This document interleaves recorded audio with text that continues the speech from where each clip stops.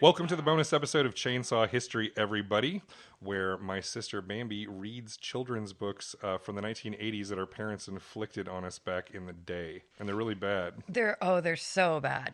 They're absolutely terrible. I am your host, Jamie Chambers, and my co-host is my sister Bambi. And in fact, she's actually the host today. Yep. Hello. This time, I am the guy along for the ride because Bambi picks the books. I, in general, don't even get to know what they are until she shows up. Yep. And today I have picked The Value of Respect, the story of Abraham Lincoln. Now, before we get started, if you're hearing this and you haven't been to chainsawhistory.com to see all of the cool stuff there, including our back catalog, our bonus shows, our bonus articles, and the cool things you can get as full members, you should sign up at chainsawhistory.com because we will send you an email every time we do a new show, and you can see how you can support us. So thank you, and now I guess we're diving into some Honest Abe. We're gonna talk. Now let's look at the cover. Yeah, well, first of all, and I also, it's by my very favorite Anne Dunnigan Johnson, because we know how great a writer she is. Is she the one that likes to tell us what the private thoughts of imaginary characters are? Oh, so much so. Oh, good. I can't wait for more of that. Yep. So this time we get Abe Lincoln. So let me see for a second. Okay, so we've got Abe Lincoln wearing rough-looking but tall boots, kind of just ragged clothes all around, holding a big-ass axe over his head. And, of course, at this point, he's clean-shaven with a goofy smile on his face, and it looks like he's a meth head because his eyes look fucked in this picture. I know, they really do. What the hell? He's either never slept for a week or he's on something. I think they're like implying that he's just like rugged and tired. Okay. And their use of fringe seems to be my very favorite thing throughout the... All right. And there's some trees in the background. Oh, yeah, and there's a little squirrel holding an acorn at his feet. Yeah. And of course, I'm sure the squirrel is yet another one of our adorable imaginary friends. Oh, of course. But yeah, so we're going to get into the story of Abe Lincoln and his squirrely friend. I'm guessing there's no hunting of vampires in this version. Not this one. Although, see, Abe Lincoln's pretty cool. All right. What do we got? The Value of Respect. This tale is about the respected Abraham Lincoln. The story follows is largely based on events of his life. More historical facts can be found at the end. I'm sure they can. So Abe Lincoln runs around going, "Respect my authority!" No, however, that would have been hilarious. Eric Cartman as Abraham Lincoln in a movie we need to see. Okay, so once upon a time, not so very long ago, there lived a man named Abraham Lincoln. He was president of the United States. Boom. Yeah. Big old dick drop there. Yeah. Boom. So right at the beginning. Just so you know, we're not talking about just some asshole. We're talking about a president, kids. Yeah, and I mean, so far, the only ones we've read, it's like these obscure people, but it's like, no, this is fucking this Abraham is the guy goddamn on the Lincoln. penny and the $5 bill, yo. Yeah. You can't live in America and not know who Abe Lincoln is. He's a big deal. Yeah. People listened to Lincoln when he spoke. When he went out on a walk, they crowded around him. Almost everyone loved and admired him. Even those who didn't love him respected him very much. I guess except for that one guy. Yeah. There might have been a few people who weren't super respectful to Lincoln, like half the country at one point, but this is early in his life, and I'm sure that his local people liked him because Abe Lincoln was apparently a likable dude. Well, no, we're actually starting out the story where he is president of the United States. Oh, sorry, I guess we haven't jumped back yet. Okay, so this is full chin strap, beard, Abe Lincoln just smiling and walking around, still with those haunted eyes just sunken into his skull. Abe Lincoln has seen Now, to things. be fair, by that point in his life, that's what he fucking looked like, because he had been through some shit and lived a very sad life. The real Abe Lincoln is, like I said, a haunted figure is a good way to describe him, especially during his period in the White House. So anyway, everybody likes him, and he goes around and just shakes hands with people, and he's just beloved. Everybody wants to listen to him. Everyone loves and respects him. I mean, the man could turn a phrase for sure. One day after Abe Lincoln and his son Tad had been out walking, Tad thought about the people he had seen crowding around his father. "You know, Father," said Tad, "I hope someday people will respect me the way they respect you." I got some bad news for you, Tad. Oh, shit. Yeah. It's like they are glossing over so much. It's hysterical. And Duncan Johnson, what if little kids follow up and want to find out what happened to Tad? Yeah, I mean, that's the thing. It's like everyone that you come across almost is a tragic story. Oh, don't worry. Tad was able to continue to speak to his mother through the power of spiritualism and mediums. Yeah, she Okay. even could have, Sorry. she even carried a picture of her dead husband. I was instantly thrown with the fact that we started with little Tad Lincoln. Little Tad God Lincoln. damn. Okay. Oh, yeah, spoilers. Doesn't end well for Tad. Or anybody. Or just anyone ever. But this is a happy kids book. Okay, sorry. He wants to be respected like his dad, and he says, "They will if you have respect for them," said Abe. "We all usually get back what we give, you know. And of course, you respect them first because you're all human beings." I do believe there was a song by the New Radicals that was all about you get what you give. So, yeah, and then you see Abe sitting in his chair, gazing out the window, looking at squirrels. I mean, I'm not even. Oh, man, there's nothing like another boring day at the White House during the Abe Lincoln administration just to stare out at the squirrels. And ponder his life growing up. Look at that squirrel's nuts. So, now we're going to all the way back in time. Okay, we're Wayne's worlding time travel. So back to that scary looking dude on the cover. Well, he starts out as a little urchin child. Oh yeah, this is when we're starting in the literal log cabin. Which is funny because as a child they give him blue eyes, but as an adult they give him brown eyes. Well, because that's how eyes work. Well, that's when the original Abe Lincoln died and was replaced by a child kidnapped from down the street. And that's why he's so haunted with sunken eyes, because he has these memories of his original family. Sorry, dead blue-eyed Lincoln. So he starts out in his happy little childhood. However, his parents are like dirt poor, living in a cabin with dirt floors. Yeah. Famously born in a log cabin. Yes, very famously born, very poor, but he was very happy. I have stayed many times in a building in which Abraham Lincoln's father was listed as a stonemason in Kentucky, which of course where he was born. Yeah. The soil on the farm was not good, so Abe's father had to spend long, hard days trying to make his crops grow. Abe's mother worked hard too, looking after her husband and the children. She made all their clothes for the family. Abe grew so fast she could hardly keep up with him. He was what you would call a beanpole. Yup. I imagine he was like 5.5 feet tall by the time he was like, the equivalent of third grade. "Abraham," she would say, "you grow out of everything. What am I going to do with you?" And she tried to sound stern and severe when she said this. But she was really very pleased. She knew that Abe was a strong, healthy boy, happy to play in the woods and help his father with the chores. It's like, I would love to stunt his growth, but I just can't. That adorable little scamp. Yep. She's apparently feeding him enough to grow like that. He's getting some basic nutrition, or you don't become 1,000,000 feet tall. But yeah, so they were happy. Poor family. Happy, poor family. They were playing in the stream. Swimming naked with mom, with holding up her dress in a weird way. So we have our And she was talking about how lucky they were. And he was like, "I guess. Being poor is awesome. Woohoo!" Yeah. He's like, "I guess." Yeah, that's why he worked so hard to become a lawyer, because he loved being, desperate and poverty-stricken. Poverty-stricken and poor. It's like, "I guess we are," said Abe. "It's a good thing that some things are free. We cannot buy them if they weren't. We're too poor."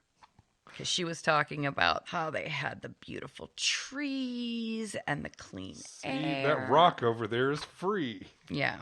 Eat that. "Being poor is nothing to be ashamed of," said his mother. "As long as you are honest and you respect other people, they will respect you no matter how poor you are." That's some bullshit Survey right there. says, Mrs. Lincoln, that is a lie. That is Don't tell your children that because that will set them up for failure. The world will judge you by your economic status and harshly. And if at very least poor people are expected, to if you're going to go out in society, don't look poor. That's just gross. Yup. So Lincoln is not feeling so great about the fact he's wearing his shabby, clothes his mother stitched together with cat gut. Yeah, and for some reason, she, makes all of his clothes, but they're all covered in fringe. Yeah. It's like the whole family's in fringe. It's hilarious. I am really into 1940s Westerns. For some reason. It's a very interesting aesthetic choice. Interpretation. This is a choice. It's such an interesting one, though. All of this is an interesting choice. So, because we can't actually talk about the cool shit that Abraham Lincoln did, we're going to talk about him being a scampy child. Yeah, let's talk about And one time he fell into the stream and his friend helped him out. Oh, I'm glad we learned about that. Oh, yeah. Abe Lincoln versus Rivers. And Abe Lincoln wins. Abe Lincoln versus River was a win. Abe Lincoln wins everything except bullet to the head. That's the one. That's the rock paper scissors bullet to, where It's so funny because he lost so many elections too. It's but he won the ones that really mattered. So, anywho, he was really lucky to have his friend there to help him. Yeah, so I'm going to skip over this whole page because it's stupid. Okay. And goodbye, pointless. stupid page. Yeah, why? And so Abe's mother decided to send him to school. Good call. When you have little heathen children running around in the woods barefoot with their shabby clothes, an education might help them out. Yep. I'm sending you to school, she said to Abe one day. It's high time you learn to read and write. This did not sound like fun to Abe. Oh, mother, he said, hardly anyone around here goes to school. I know, answered his mother, but education is very important. No one will ever listen to you or respect you if you can't even read or write. So him and his... Wait, I thought she said people will respect you if you respect them. Now she's adding extra rules to this shit. Come on, Mom, what the fuck? Yeah, as he gets bigger, there Next are more thing you know, rules. no one will respect you unless you bake them a cake every Tuesday. Well, unfortunately. So yeah, they walked to school, and it was 2 miles. Uphill, both ways, and 5 feet of snow. And I guess they were barefoot. My feet hurt, complained Sarah. So him and his sister Sarah walked to school, but they learned to enjoy it. Yeah, Abe Lincoln, he took to learning, I would say. He did. He took to the learning. Actually, they didn't learn many of the things that children learn in school today. They weren't very comfortable while they were learning either. There was only a single classroom in the log schoolhouse, and the older children sat on wooden benches alongside the younger ones. There were no windows in the school, and the children had no books to read. How did they learn? They learned by listening to the teacher and repeating what she said. Now, children, she would say, repeat after me. C-A-T spells cat. C-A-T spells cat. So he learned to spell some words. And then that's how he got his law degree. Yeah, it all started here. C-A-T spells cat, Your Honor. When Abe and Sarah came home from school, they always told their mother about the things they had learned. Then they did their chores, and they did them cheerfully. The children liked to help their mother because they respected her. She was a kind person who took very good care of her family. Just whistle while you work. Just how very wholesome. Yeah, so they're going to school, they're doing chores. They're wearing fringe. They're wearing fringe, they're poor as shit. But they're happy and fed and taken care of. And everyone was happy, except apparently Dad. Children, he said one night, we're going to move to Indiana. Life should be easier there. The soil is better so we can grow bigger crops. Abe was a bit upset when he heard this. Do you mean I have to leave all my friends, he asked. Don't worry, said his mother. You'll make lots of new friends when we get to Indiana. You'll forget all about those assholes. Abe knew this was probably true, but he still felt lonely. Yeah, moving away from everybody sucks when you're a kid. they're moving to Indiana. And they pack up all their belongings, and there was no cars or buses, so they had to use horses, and they borrowed a wagon.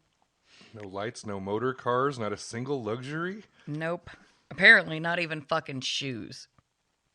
These are the shoeless poor. It's primitive as can be. All right, yep, we're emphasizing just how goddamn poor the Lincolns are. It was a long journey, and are we there yet? Blah, blah, blah. Don't make me turn this cart around. Are we nearly there? Asked Abe when they finally had to chop down bushes in order to move the wagon. Just about, said Mr. Lincoln. And indeed, they soon reached a nice clearing. Mr. Lincoln decided that they had come to the end of their journey. At last, they had found a good place to build a cabin. This patch of dirt is as good as any other. Yeah, because that's how any of this works. Yeah. In fact, what they don't tell you in this book is they actually had to move because of land titling. Yeah, because they got fucked over. A thing that was happening a lot during that period. A lot. So, yeah, it wasn't just like, we need better crops because, Kentucky. Let's just go. Oh, there we go. Kentucky, notoriously famous for not growing anything. And they do act like, even at this point in America, you could just go somewhere and just pick out a plot and anywhere felt like. No, they actually had the land. You had to, somebody owned it and you had to deal with it. Yeah, it was a whole fucking thing. So the fact that they were like, oh, that we just parked here. Well, it's ours now. That's ridiculous. Let's not fill children's heads with some boring real estate stuff. Yeah, let's not fill their heads with the reality of the world. Or tell them who used to live there a few years before, because especially during this period, I mean, that's like the natives had not been out of the way long in that part of the Midwest. Yeah. So they found a nice spot and they had to clear some stuff and they had to start building a house. But luckily, little Abe was already, 6 feet tall and could do the work of 3 grown men. They wanted to get the shelter up quickly so that they would be protected. Everyone pitched in to help. Abe was working as hard as he could when he imagined he saw a squirrel hop up onto a tree stump. Yeah, because you never see that in Indiana. Hi, Abe, said the squirrel. No need to be lonely around here. You and I can be friends. I am your hallucination. Oh, and he gets cozy with this thing. Abe was pretending. He laughed because he realized that the squirrel was just a little creature he had made up to keep from feeling sad about the friends he had left behind in Kentucky. So now, thanks to the power of being crazy, he'll always have someone to talk to. Yup. Now he has an imaginary friend squirrel. Because that's what is important to know about Abe Lincoln. He had auditory hallucinations. And visual. Visual, yeah. I mean, unless he just took a real squirrel and just Mr. Edited him.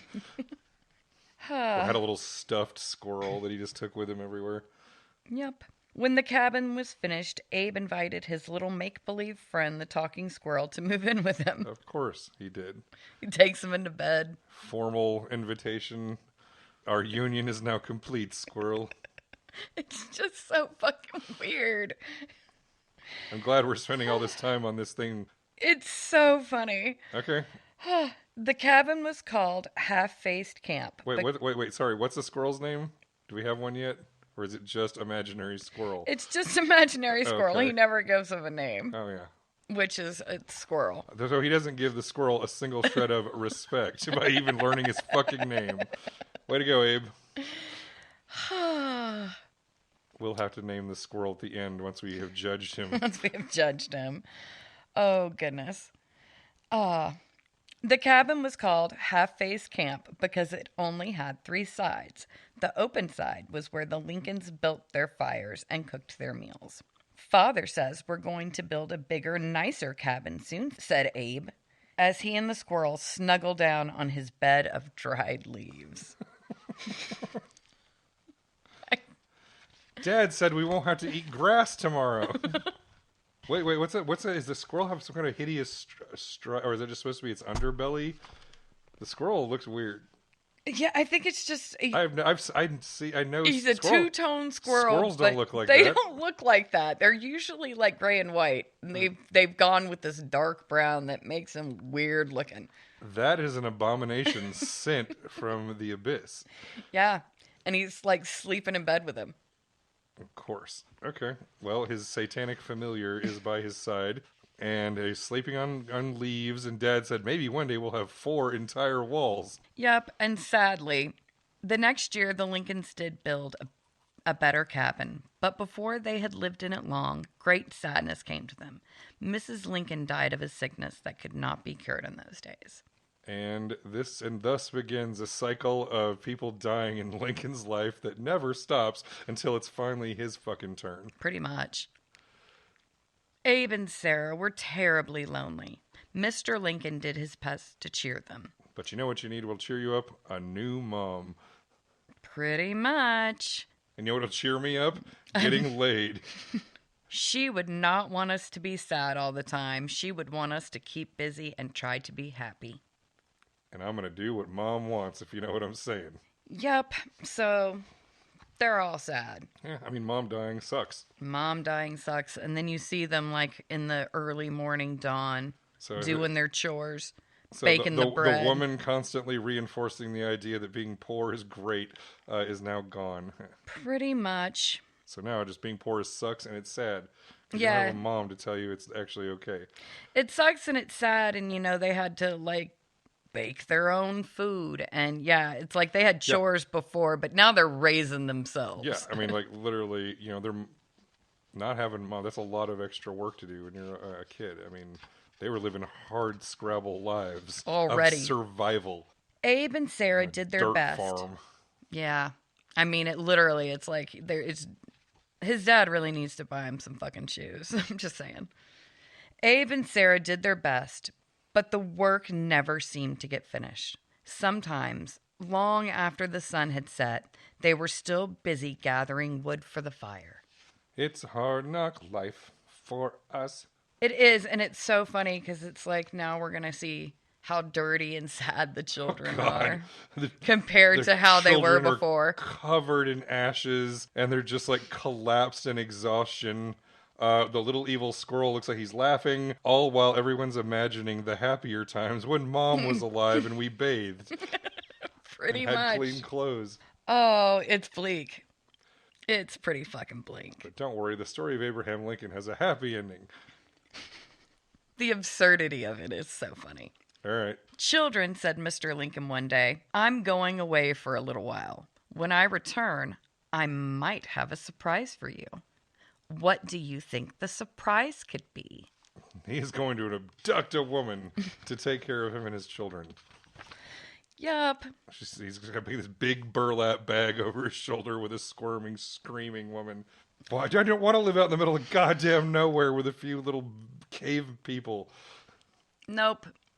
He comes back with a very willing bride and a whole bunch of shit. Because apparently she wasn't as dirt poor. What I found, family, is a woman with stuff. Mr. Lincoln returned with his surprise in a few weeks. He had a new wife whose name was Sarah. Sarah was a widow whom Mr. Lincoln had known for a long time. They also had Sarah's 2 daughters, Sarah and Matilda, and her son John. Sarah and Abe could not believe their eyes. So how many? So we got. So now there's 3 Sarahs in one family. Mm-hmm. That's gonna get confusing. Yep. Sarah.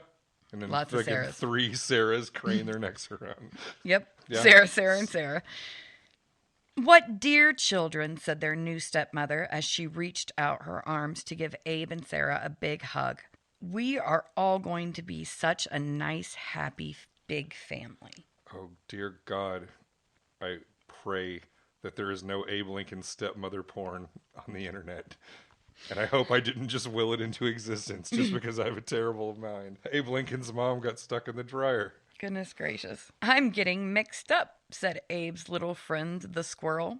There are so many people named Sarah around here. Oh no. The imaginary squirrel is confused.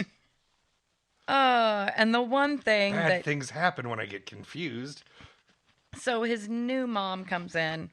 And she brings stuff, and they clean the house, and they're no longer shitty. They're forced to bathe and eat and stuff. Mm-hmm. Oh, good. And she brought the house with her only bright, happy things. And we'll only have bright, happy things, and we'll only have bright, happy times from now on. Happiness is mandatory, children. So she's a real umbrage. That night, Abe slept in a real bed for the first time. He nestled down in a feather mattress with his head on a soft pillow, and he couldn't believe that anything could feel so warm and cozy. And yet he couldn't sleep a wink because he was used to sleeping on pebbles and leaves. I feel sorry for people who do not have a real bed to sleep in, Abe said to his little friend. Like me yesterday. I mean, what the fuck? I remember it all started the day before today. I remember it just like it was yesterday. It's like, I feel sorry for the people who aren't me. Sucks to be you. Sucks to be you, except for me, like previously. Apparently, it just sucked to be me then. Yeah, okay. Well, I mean, yeah. It's a choice. Sleeping on an actual mattress versus leaves and dirt is better. Agreed, Abe. Yep, but he's still sleeping with his friend the squirrel. Well, that squirrel's with him. Squirrel's with him in the end until he collects his soul for our dark master. Time passes joyfully now, and Abe grew older and taller and stronger. Yes. He helped his father more and more. He plowed and planted. He chopped down trees with his double-bladed axe. And this is where I get to mention about the part where Abe Lincoln, not only obviously very tall, but famously freakishly strong. Yeah. Like, there were reports from neighbors during this period, when he was like a teenage boy, where he would just lift up giant boulders near the river to move them aside or whatever when they needed. Like, he did so, I guess just being so poor and doing nothing but hard-ass work his whole life just made him a monster. Yeah, you didn't want to fuck with Abraham Lincoln. Once he hit, like, 13 years old, grown men would want to leave him the hell alone. Yeah. Wow, said the other boys. Just look at Abe Lincoln. He's the biggest boy around here. Don't ever get in a fight with him. He could probably throw you over the fence. Yes. And yeah. Yeah, there are stories about Abe Lincoln later in life. I think there was one where he went into a town and found out there was like a local gang of hoodlums terrorizing the place, and he was like, "Who's the leader of these guys?" Just ran over there, just grabbed the guy, picked him like 4 feet off the ground, shook him like a rag doll, and then just tossed him across the room like he was nothing. And then everybody just ran away terrified that a Superman had come in there and just picked up a 200-pound dude like it was nothing. Yeah. So, yeah, I wouldn't want to fuck with Abe Lincoln either if I was the local neighborhood toughs are like, you know what? We're going to leave this one alone. No lunch money from Abe Lincoln. Oh, wow. Don't fuck with Abe. If Abe heard the others talk, he didn't pay any attention. He was much too busy to be thinking of fights. I am talking to my squirrel. He's talking to his squirrel, and the one thing he really truly loves is his new stepmother. Again, no, we're not going to think about that anymore. But he was never too busy to show his stepmother that he loved her. One day he came in from the field, swept her off of her feet, and lifted her into the air. This is not helping with the case I am making, Bambi. Stop. Abe Lincoln, you put me down right now, she said. All of the heavy work you do may make your body grow, but reading and learning things is just as important. They make your mind grow. I'm going to try to get lots of books so you can read and learn things. You know what else grows, Mom? That's so gross. I know.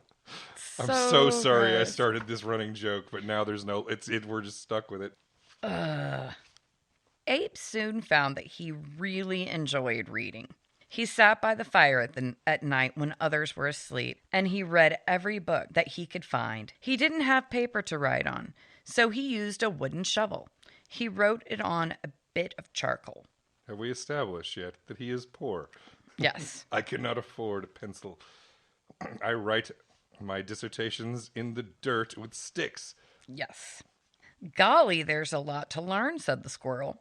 You bet there is, agreed Abe. I guess I'll never know it all. So, Abe liked to read. In fact, he liked to read so much that sometimes he fucked up his chores. Been there. Yep. Sometimes Abe just couldn't put down his book. Once in a while, he tried to read and do chores at the same time. I can't believe it, said the little squirrel. You may learn lots of great things in those books, but you've forgotten how to plow a straight line. Whoops. Yep. So and the field's all zigzaggy because he's a fuck up now. Now he's trying to chop down trees with a book in one hand. Yeah. Well, you know, the trees is how he started fighting the vampires.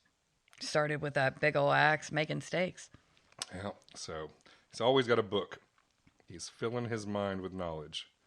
So he's ridiculously tall, freakishly strong, and he's becoming educated. He is just ticking off the boxes. Yep, and then even though the aesthetic of his long dead mother is still around, because guess what? There's still fringe. I will wear the fringe into the White House. It's just such a weird choice. As he grew older, Abe didn't always have time to chat with the squirrel. He wanted to be with people. He liked to listen to them and find out what they thought. He liked to tell them about the things he had read and made up jokes and set them all laughing. Fuck off, squirrel. I got some socializing to do. Yeah, he's got These people have names. Yeah. I like to talk with Abe Lincoln, said one man from the village.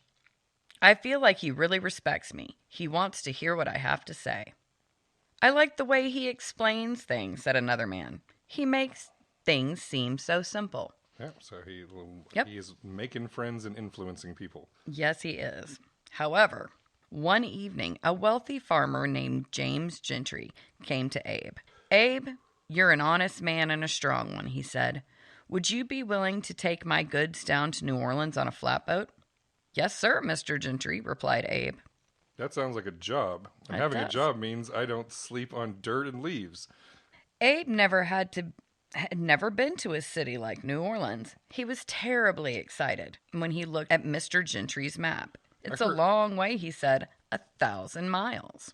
I heard they have shoes there. You won't have to go alone, Abe, said Mr. Gentry. My son Alan will go with you. And I love this map of the United States. It's very funny.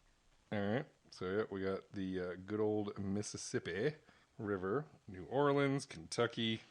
And, yeah, and it just sort of cuts off, like, halfway. Like, yeah, there you go. Like, you know, half of where Texas would be and up from there. Just our little chunk. So we got Abe and his much shorter friend with a goofy hat. Yes. And I'm sure Abe was much taller than literally everyone at this point. Yeah. It will be a dangerous trip, warned Mr. Gentry. There are all strong currents in the river, and the bandits might try to attack you. You'll have to be careful, and you'll need all the strength you have. Just show the bandits some respect, and they will leave you alone. Oh, he does. He does. When the boat was loaded with cargoes of apple, pork, and potatoes, Abe and Alan guided it down the Ohio River into the Mississippi. Suddenly, Abe knew why Alan's father had said that he would need all of his strength. Strong currents caught the flatboat and sent it spinning and speeding down the stream. It was all Abe could do to steer clear of the big rocks that jumped up at them. Easy there, Abe, called the squirrel. Can't we go a little slower? I can't stay on my feet. So he takes his little squirrel friend on a dangerous boat ride. Well, of course. And then the squirrel just does nothing but bitch the whole way. It's like, you could have stayed behind, stupid squirrel. When they stopped for the night, Abe and Alan tied the flatboat to a tree on the riverbank, and they settled down to rest until morning. That was a rough day, said the squirrel one evening. I'm worn out. Tomorrow could be just as bad, warned Abe. That night, a new danger threatened them. What do you think it was? Fucking pirates. Ew. Yeah, they call them river bandits, but they're so very obviously pirates. Not just pirates, but blue pirates. Yeah, I don't. With no teeth. Yes. Well, it's moonlight, Jamie. Oh, the ambiance. It's the they're attacking by night. The nighttime pirates. Yes. Our mateys were here to get Abe Lincoln and his booty. Which, again, okay, so I have an imaginary story about Abe Lincoln fighting vampires, but I can't get a real fucking story about how he fought pirates. Abe Lincoln fighting river pirates. River pirates? Hell yeah. I'm for it. I want to know how many of these people he maimed and killed. Abe Lincoln just sending people flying 50 feet with his massive swings of his oar from the boat. It'd be awesome. Yup. As darkness fell, 7 of these dangerous thieves crept out from behind the trees. There's rich cargo on that flatboat, said one of the bandits. And they call them bandits, but they look like pirates. Yep. There were only 2 men to protect it. Come on, they won't give us much trouble. No problem at all, except one of them wrestles goddamn bears. Yeah, one of them just happens to be fucking massive. The bandits rushed aboard the boat, and what do you suppose happened to that? I Happened predict then. that Abe Lincoln beat the snot out of these guys. Yep. Oh yeah, you see them just... The 2 boys just go to town on these river pirates. Oh yeah, they're taking their fucking sticks and just beating the shit out of them. Hell yeah. Mm-hmm. Abe jumped up. He grabbed a stout stick and he swung it with all the strength he had. The river bandits shouted and yelled. They tried to cover their heads with their arms. That'll teach you to rob us, roared Abe. Next time, have a little respect, cried the squirrel. Yes. And now respect the broken bones that you have to limp away with because Abe Lincoln with a big stick just fucked your world. Oh, and his little squirrel friend is fighting too. Tripped one of them. Sweet. It's always nice to have a satanic helper. Yes, little backup plan. I am so disappointed that I will not see this movie. Someone needs to make this movie. River Pirates. You got it. I'm on it. We'll ask ChatGPT to write it for us. One by one, the bandits jumped out of the flatboat and ran away into the night. Abe and Alan jumped into the shore and chased after them, but the thieves disappeared into the woods like frightened shadows. Maybe they'll come back, said the squirrel, but it wouldn't surprise me if they simply gave up being bandits. He beat them so bad that they couldn't be bandits anymore. He beat the crime out of them. So funny. He just went full Batman on their asses. Being a bandit doesn't pay when Abe Lincoln's around, said the squirrel. Alan looked at Abe with new respect. You're as strong as 6 men, he said. Well, I was bit by a radioactive squirrel. Maybe, said Abe, but that didn't stop me from getting whacked on the head. So Abe Lincoln has 1 goose egg and these other guys are just maimed for life. Pretty much. Abe took out his handkerchief and bandaged the cut over his eye. And again, it says handkerchief, but it looks like red meat. Oh, just slapped, your average chuck steak just right over his face. Or that's meat from his enemies, because that's not a potato. Yeah, carved a piece off of that one before he got away. So Abe has beaten the shit out of some river pirates and leveled up. He has. Abe and Alan didn't meet any more bandits on the river. They reached New Orleans safely and unloaded their cargo. Then they set out to explore the city. And then... Abe couldn't believe his eyes. He had never seen such elegant buildings. He had never seen so many different kinds of people. He had never heard the kind of music being played in the streets. And wherever he went, delicious smells floated on the air. And he's like, hey, do you know what they'll do for you if you give them some beads? Well, I mean, look at the music on the street. Oh, dear. Yeah. What is with their pants? I don't know. Well, very sort of pinky purple dudes, and somebody's blowing what sort of looks like a saxophone. I don't know. I honestly don't know what's going on there. And of course, we got mixed race and just, this is, wacky New Orleans in the 19th century. Yep. This is more exciting than I ever imagined, said Abe to Alan. But suddenly, Abe and Alan turned a corner and came upon a big square. There they saw something Abe would never forget. Do you know what it was? I do know what it was. It was, they saw human beings being sold like cattle. It was a slave market. Abe saw black men and women and children chained together. They were being sold just as if they were horses, sheep, or cows. Of course, Abe had learned about slavery, but he had never seen people treated as if they were animals. Alan, those black people are human beings too, said Abe. They deserve respect, just like everyone else. Yeah, these boys hadn't had it drummed into their head. These were just poor little... So when you see this, it's like, oh, these are other poor, desperate people like we were, except they're in fucking chains, which is... That's messed up, and they had the correct reaction. They had the absolutely correct reaction of this is fucked. Yeah, this isn't good. This shouldn't be a thing. At the time, it was not unusual to sell black people in the slave market. They had no rights at all, and they had to do whatever their masters told them to do. Someday, said Abe Lincoln, I'm going to try to put a stop to things like this. Alan looked at Abe, and he believed it. When Abe Lincoln said something, he meant it. I will beat up every slave owner from here to the other coast until they've all let all the slaves go. The end. Yep, look how sad Abe is. Yeah, He's still blue-eyed Abe. Yeah, well, he's still got blue eyes, and he's like, yeah, this is not good. Don't like it. Make it stop. Abe returned home, but he could not forget about what he'd seen in the slave market. He told his friends about the chains and how husbands were separated from their wives, and children were taken away from their parents and sold to new masters, said Abe. The black people have feelings just as we do. How can anyone treat humans that way with no respect? No one could answer Abe's question, but almost everyone Abe talked to agreed that slavery was a terrible thing. All right, we're all on the same page. We're all on the same page. He's sitting there talking to some people. I noticed the squirrel's keeping his fucking mouth shut. What's his opinion? Abe didn't forget about the black people or any other people who weren't treated fairly. Soon I'll be on my own, he said to his friend the squirrel. I'll go out into the world and talk to people. I'd like to know what they really need and how I can help them. That's great, said the squirrel. And of course you can help them. You respect people no matter who they are. And so almost everyone respects you. And so you see... So now he's a man on a mission. Yep, he's sitting on a log talking to a squirrel.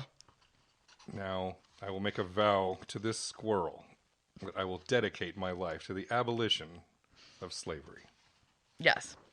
When it was time for Abe to leave home and strike out on his own, he put a few of his belongings into a handkerchief and tied it to a stick, then said goodbye to his family. Oh, he's got a friends. hobo bundle? He does. He has a hobo bundle. Oh, that is so adorable. And he's still wearing fringe in honor of his dead mother. Yes.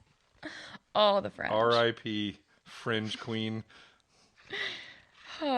I've learned so much from all of you, he said. I'll never forget you. We won't forget you either, said his little friend the squirrel. He waved goodbye to Abe as he headed out into the world to begin a new life.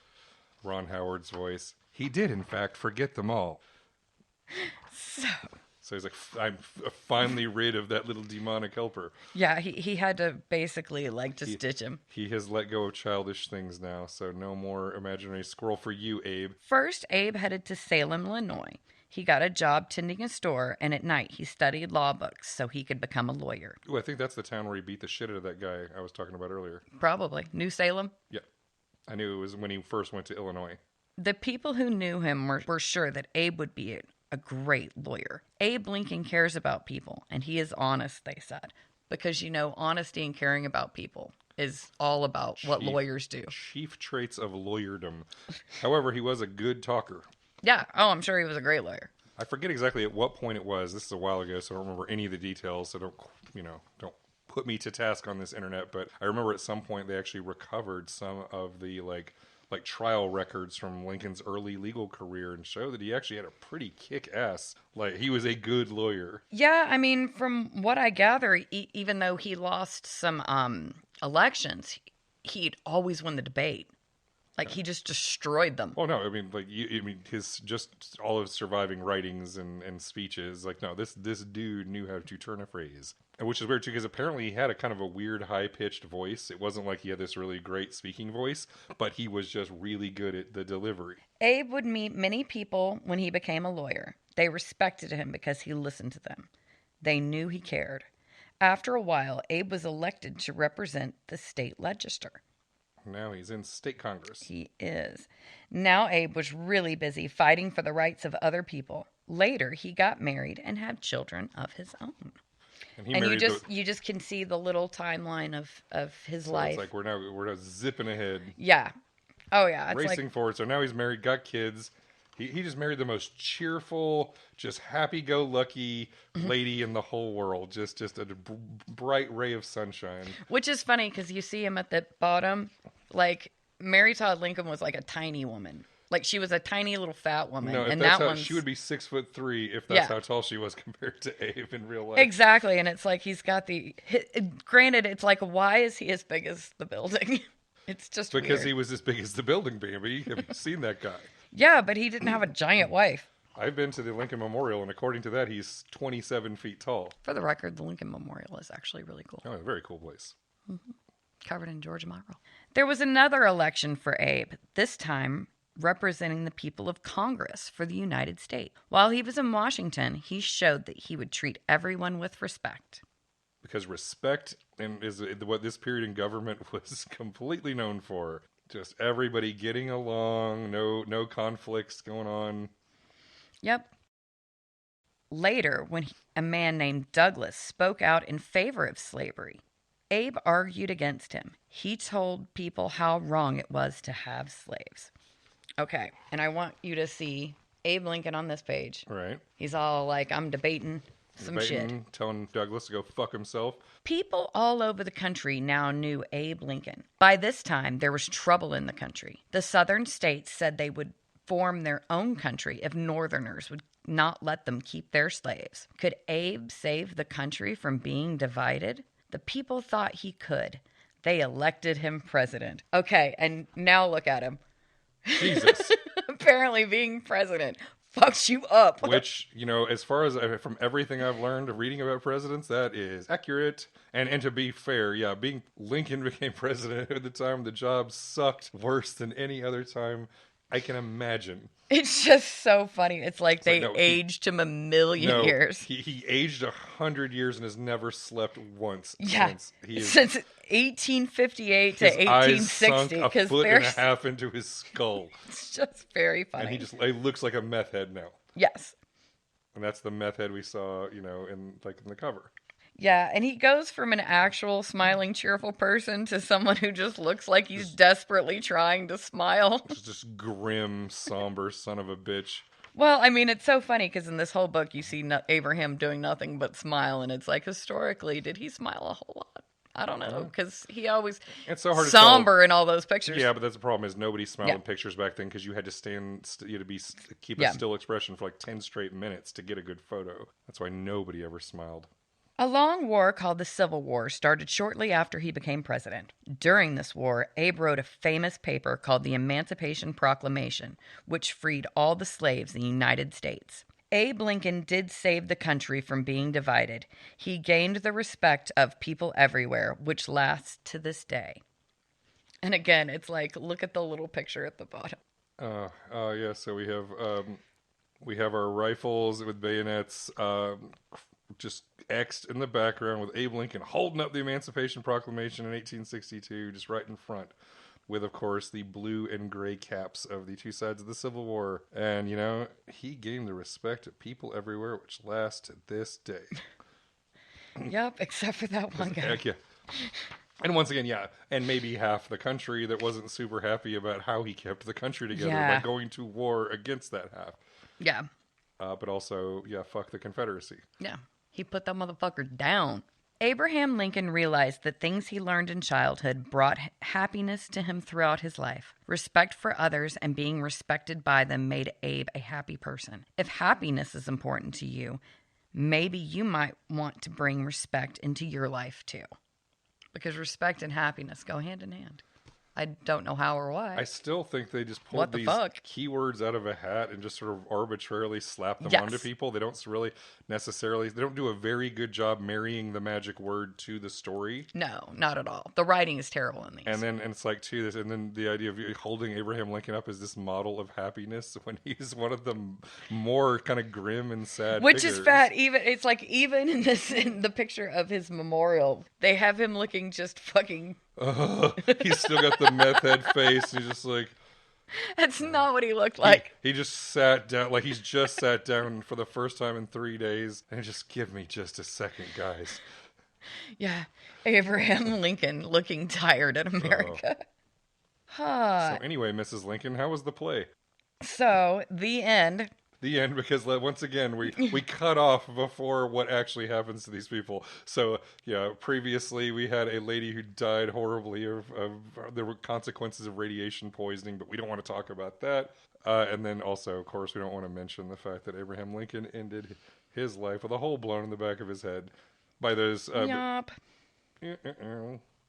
And so, the synopsis on his life, it's actually...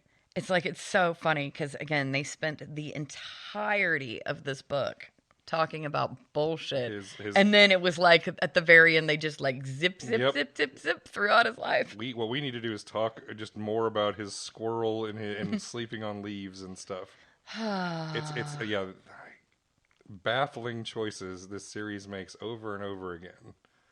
Yeah, and again, it's like... And I love the fact that we give him a squirrel sidekick, but it's not even worth naming. Just the squirrel. I mean, even like fucking... who had the doll? Terrifying doll. Oh, that was Elizabeth Fry. Elizabeth Fry and her terrifying fucking demon doll. It's like even Marjorie got a name. But no, we have this squirrel. And so what is Abe Lincoln's like biography page like at the back? Is it actually all right, or do they do more bullshit? All right. I mean, Abraham Lincoln was born in February 12th, 1809 in a dirt-floored log cabin in the frontier wilderness of central Kentucky. He lived with his father Thomas, a farmer and a carpenter, his mother Nancy, and his older sister Sarah. The Lincoln family was very poor. And again, it's like they don't mention the fact that he had other siblings that just happened to have died. They didn't count. You don't want to tell the kids about how many kids used to die all the time. That's unsettling. Yeah. So they're leaving out as like 3 other siblings that just happened to die. Does that mean I might die, Mommy? Yeah, I mean, they were burying kids in this family. Yeah, I mean, then again, so was everybody, especially poor people. Poor people, of course. First, they moved to another location in Kentucky, then to Indiana, and finally Illinois. Right. Abe was 9. His mother died of a disease known as milk sickness. What the fuck is milk sickness? I actually looked this up, and it's apparently when livestock eats this particular type of flour, it's venomous, and it turns their meat poisonous. I mean, the meat or the milk? It's actually, they said or it's both? in the meat and the milk. Okay. So she got some bad cow. Yeah. Yeah, the cow was eating something poisonous, and Mom died. The Lincoln home was filled with loneliness until Abe's father remarried. Abe's new stepmother, Sarah Johnson, and her 3 children brought happiness to the Lincoln cabin. But burgers were forever forbidden from the Lincoln home. Apparently this was a pretty common thing. Yeah. Okay. Just a risk you had to take back in the day. Yup, sometimes. Milk poison. Sounds fucking terrible. Don't worry, just drink some mercury and it'll be fine. Yup. It was Abe's stepmother who stimulated his interest in learning and reading. His knowledge of and natural sense of humor resulted in Abe becoming a popular speaker. He grew strong, went to New Orleans, blah, blah, blah. All the shit. Yep. Abe left home when he was 21 and went to New Salem, Illinois, a community of log cabins near the state capital of Springfield. He took a job as a clerk. Which is why Kentucky and Illinois, till to this day, kind of fight over who gets to be the place Lincoln is quote-unquote from. Yeah. Born in Kentucky, but Illinois likes to claim him because that's where he got his career going. Yep. He later bought a grocery store. The grocery store failed, but Abe voluntarily paid off all of his debts, an act for which he was nicknamed Honest Abe. By now, he had taken an interest in politics. And they didn't mention it, but he owned the store with another dude. It was a business venture. Right. And he was also a bartender. Abe Lincoln Bartender is another... Abe Lincoln Bartender. Is another movie. We could have Cocktail, except it's Abe Lincoln.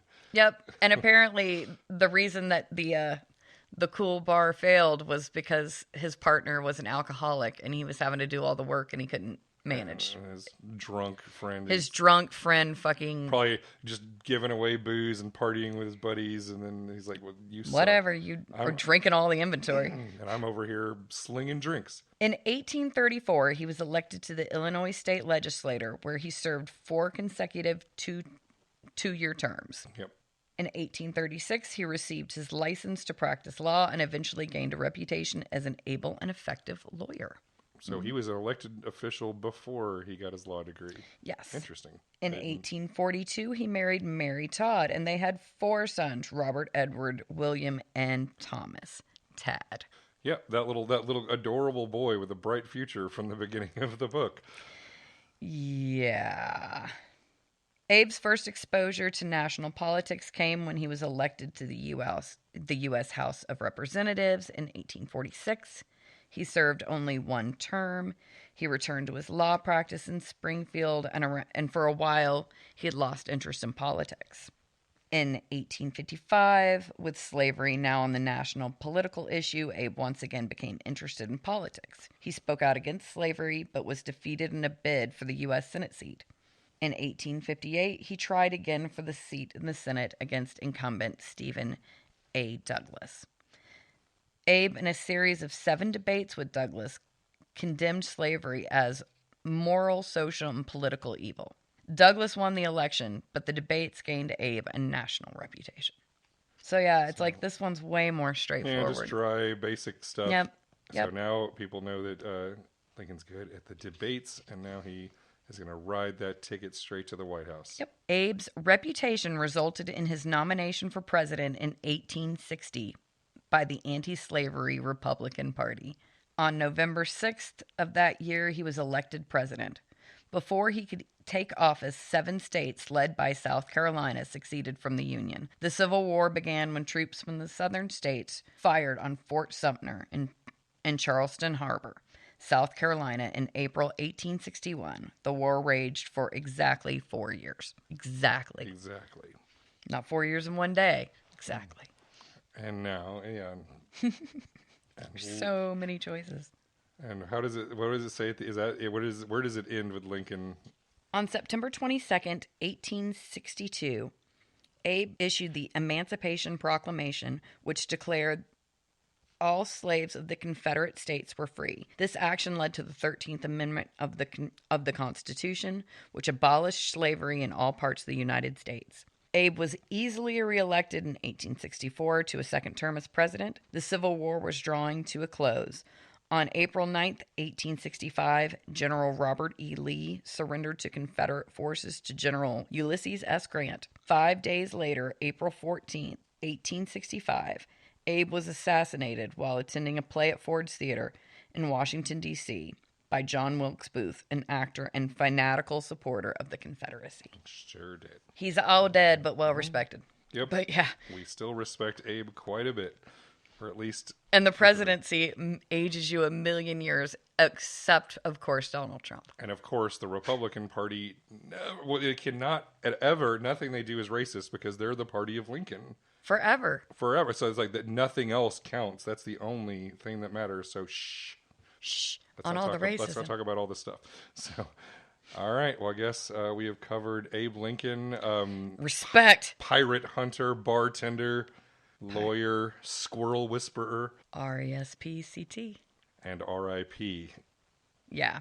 He needed that night at the theater like a hole in the head. And so that's it for this episode of Chainsaw History.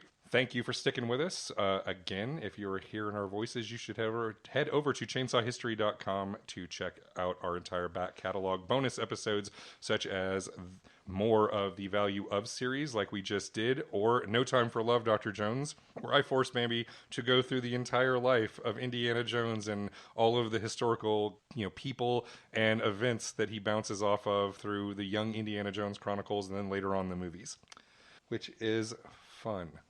Says I. And also you can find bonus features such as articles and other cool stuff. If you support us and help us out, you can support at a $5 level or even higher if you think we are worth it. So thank you. And you also have a thank you. Oh, thank you, Kevin, our sound engineer, and our beautiful home here at Raven Sound Studios. We appreciate and love our new digs. And I guess we're going to have to stop calling them new soon. We've been here a little while now. Yeah. But every time we come in, there's he's changed some stuff now. There's always new stuff. Now we got a table, and our microphones are on cool stands. Mm-hmm. They wibble wobble a little bit more. It's pretty sweet. Thanks, Kevin. So, everybody be like Abe, grow 7 feet tall with the strength of 10 men. And respect others, including your imaginary squirrel friends. Battle river pirates wherever you find them. Battle river pirates and become a bartender. We could have had Abe Lincoln Bartender. Abe Lincoln Bartender is another movie idea that is worth exploring. Yeah. Why didn't Steven Spielberg give us that movie? Yeah. Oh, well. All right. Until next time, everybody. Catch you later. Bye. and we're done.